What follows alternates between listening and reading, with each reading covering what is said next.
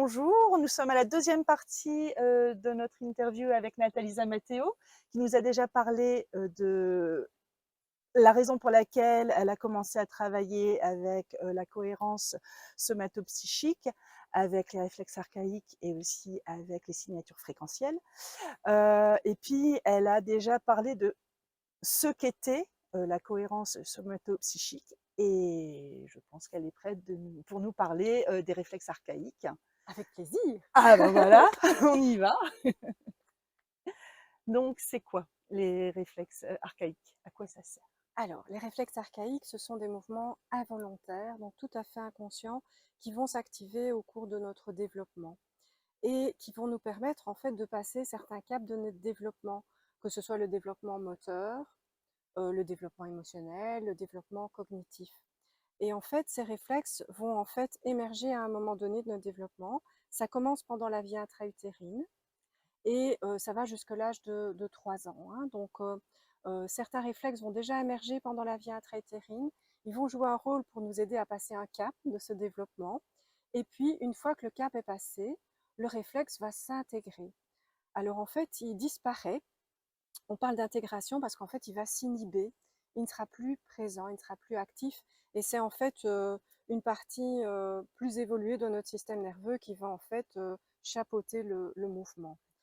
Alors, vraiment les périodes importantes, c'est la vie intra-utérine, la naissance et la première année de vie, parce que la plupart des réflexes vont vraiment émerger, être activés, jouer le rôle pendant cette période-là. Et au bout de 3 ans, normalement, tous les réflexes archaïques sont intégrés. Alors, quelle est l'utilité de connaître ces réflexes archaïques? Ouais. C'est que ils peuvent rester actifs au-delà de leur période d'intégration. Et s'ils restent actifs au-delà de leur période d'intégration, ça va interférer avec le mouvement conscient.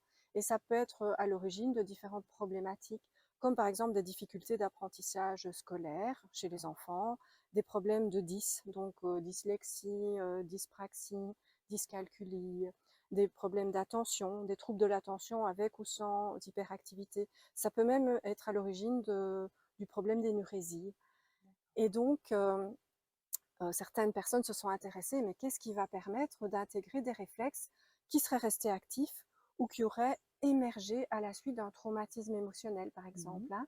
Donc, c'est une Suédoise spécialiste du mouvement qui s'appelle Kerstin Linde qui a eu vraiment cette idée de mettre au point une approche avec des mouvements rythmés.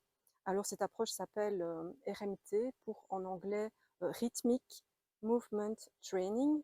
Donc ça permet grâce à des mouvements répétés, rythmés, il y a des bercements, de donner l'information au corps que c'est comme si le passage du cap était fait et donc le réflexe qui était encore actif va s'intégrer. Donc ça, c'est D'accord. vraiment génial parce que si on détecte en fait que certains réflexes sont encore actifs ou ont à nouveau émergé suite à un événement traumatique, eh bien, on peut, grâce à des petits mouvements rythmés, faire en sorte que ce réflexe va s'éteindre. Et donc, en répétant le mouvement un certain nombre de fois, moi, je conseille de le faire pendant 3 semaines, eh bien, on est certain qu'au bout des 3 semaines, le réflexe qui était actif va être intégré.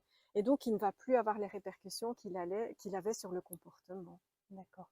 Et du coup, comme pour la cohérence somatopsychique, il n'y a pas besoin de revivre quoi que ce soit, de savoir exactement de où ça vient. On peut guérir sans devoir avoir une image précise de ce qui s'est passé.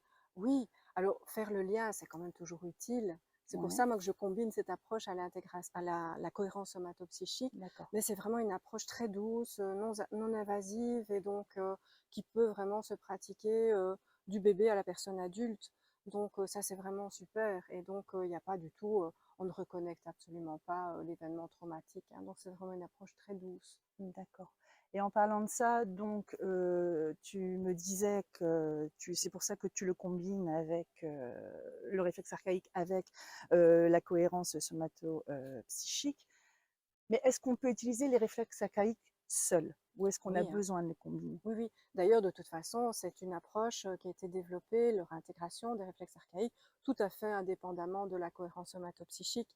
Donc, on peut tout à fait utiliser, pratiquer ces approches séparément. Et donc, moi, je trouve que ça apporte un plus de les combiner. D'ailleurs, on a suivi un recyclage en cohérence somatopsychique pour apprendre l'intégration des réflexes. Et c'est particulièrement intéressant que euh, dans la période de grande vulnérabilité que sont la vie intra-utérine, la naissance et la première année de vie, si on est dans une situation d'insécurité, eh bien, et qu'on déclenche la réponse au stress, on ne va pas pouvoir agir de façon efficace. On ne va pas pouvoir ni fuir ni attaquer. Et donc, très très souvent, le réflexe archaïque de paralysie par la peur se réactive, qui est vraiment un réflexe de survie. Donc, l'utiliser dans le cadre des stimulations de correction en cohérence somatopsychique, c'est intéressant parce que c'est vraiment un des moyens les plus efficaces de sortir le corps de ce réflexe de figement. Voilà. D'accord. Mais ça peut tout à fait être utilisé de façon séparée de la cohérence somatopsychique. Et personnellement, tu les utilises séparément ou tu les utilises toujours ensemble? Alors, moi, je les utilise ensemble, mais il n'y a pas toujours des réflexes archaïques à intégrer quand on fait une séance de D'accord, CSP. Donc, ça dépend d'accord. vraiment de la demande de la personne, de ce qu'on va en fait identifier comme blocage. Et donc, dans les stimulations de correction, bah, moi, je teste toujours s'il y a besoin d'avoir une stimulation sur un stade de développement, s'il y a un ou plusieurs réflexes qui sont actifs, et s'il y a besoin d'avoir une stimulation sur les organes des sens. Mais c'est pas toujours les trois qui sortent, hein. On peut Bien sûr. avoir uniquement les stades de développement combinés ou non avec les réflexes archaïques et les organes des sens. Donc tout est D'accord. possible. Ça dépend vraiment de la demande de la personne, de ce qu'on va trouver comme blocage et de ce qui va être le plus efficace pour restaurer l'équilibre interne. D'accord. Une dernière question, pour moi en tout cas. Les réflexes archaïques, si tu devais donner des exemples de raisons de venir te voir pour des réflexes archaïques, ça pourrait être quoi, par exemple? Voilà. Donc j'en ai déjà un petit peu parlé, hein. Oui, Donc des difficultés d'apprentissage scolaire. ouais, euh, des difficultés de coordonner le corps. Donc par exemple, si un enfant tombe tout le temps, ça c'est vraiment quelque chose, voilà. Donc ça peut toucher vraiment à l'équilibre et notamment des réflexes liés au cervelet. Donc j'en ai déjà parlé, toutes les problématiques 10, donc oui, dyslexie, dyspraxie, dyscalculie, les troubles de l'attention, euh, quoi d'autre? Si il y a une tendance autistique ou repli sur soi, donc si la personne a tendance à s'isoler, il y a quand même des chances que le réflexe de paralysie par la peur soit actif. Des difficultés aussi de dépendance par rapport à certaines choses, donc ça se peut que ce soit le réflexe de Moro qui soit actif, donc que ce soit trop de nourriture ou pas assez. S'il y a certaines peurs, si on a une hypersensibilité avec les organes des sens, si on a peur de tomber, ça peut être un réflexe de Moro actif. d'accord. Si on a des problématiques d'énurésie, ça peut venir du réflexe spinal de Galland qui est actif. Donc je dirais des difficultés comportementales. Et même si on est adulte, on peut avoir des réflexes archaïques qui ont émergé, hein. Donc je veux dire, c'est pas nécessairement, ça ne s'adresse pas qu'à un public d'enfants. Mais s'il y a des difficultés d'apprentissage scolaire, d'écriture, ça peut être lié au positionnement de la main. Ah oui, Donc voilà. Et donc l'enfant a des difficultés à écrire. Et ce qui est vraiment incroyable, c'est que c'est pas que l'enfant ne veut pas, il ne peut pas. Donc, et donc là, une fois que le réflexe est intégré, il n'y a pas ce mouvement réflexe qui va interférer avec le mouvement conscient. Donc ça va vraiment faciliter l'écriture, l'apprentissage de l'écriture. c'est magnifique. Et une fois qu'un réflexe est intégré, il est intégré, hein. Donc il n'y a plus besoin de faire des séances. Voilà. Donc en général, 3 semaines permettent d'intégrer un réflexe qui était actif.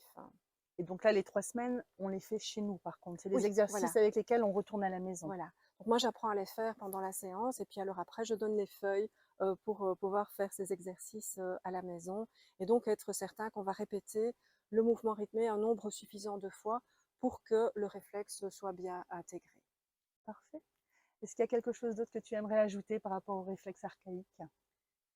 Alors moi, je trouve que combiner à la CSP, c'est vraiment génial, hein. Et donc, notamment quand on a un réflexe de paralysie par la peur qui va émerger.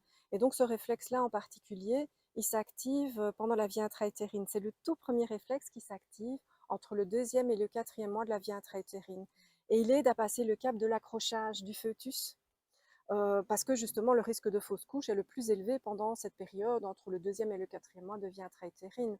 Donc, si par exemple l'enfant arrive après une grossesse qui n'est pas arrivée à terme, le réflexe de paralysie par la peur peut rester actif. Voilà, donc, ou bien s'il y a eu une grossesse gémellaire et qu'un des deux se décroche, et donc là, à ce moment-là, le réflexe de paralysie par la peur peut rester actif au-delà des 4 mois. Donc ça, c'est vraiment intéressant de combiner avec la CSP et de sortir vraiment le corps du figement. Donc tout simplement parce que à cette période de vie, le fœtus est tout à fait incapable d'agir. Et voilà, la seule possibilité qu'il a, c'est de se replier sur lui-même. Donc pour éviter plus tard un enfant de se replier sur lui-même, d'éviter le contact, d'avoir un comportement un petit peu autistique, bah, autant faire en sorte que les réflexes soient intégrés dès le départ, quoi. Donc le plus tôt possible, je dirais. Si on est informé que ça existe, je dirais bah, le plus tôt possible, faire un petit bilan. Ouais, parfait.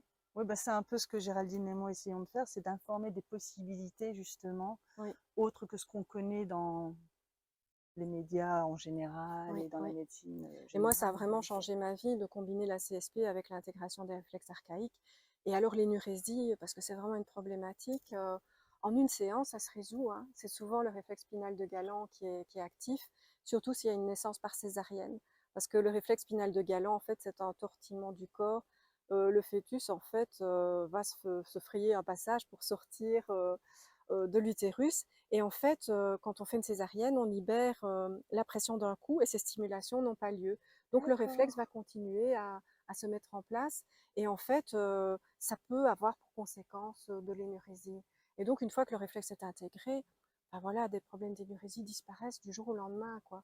Donc je ne dis pas que tous les problèmes d'énurésie sont liés à des réflexes actifs, mais en tout cas, le fait de le savoir et de savoir qu'on a en tout cas une possibilité d'agir à ce niveau-là et que bah, ça peut se résoudre en une séance, c'est quand même plutôt confortable pour tout le monde, hein, parce que le premier embêté, c'est l'enfant, hein, qui Ouais, est c'est une voilà, bonne nouvelle. confronté à ça. C'est une très bonne nouvelle. Parfait. Autre chose que tu aimerais partager?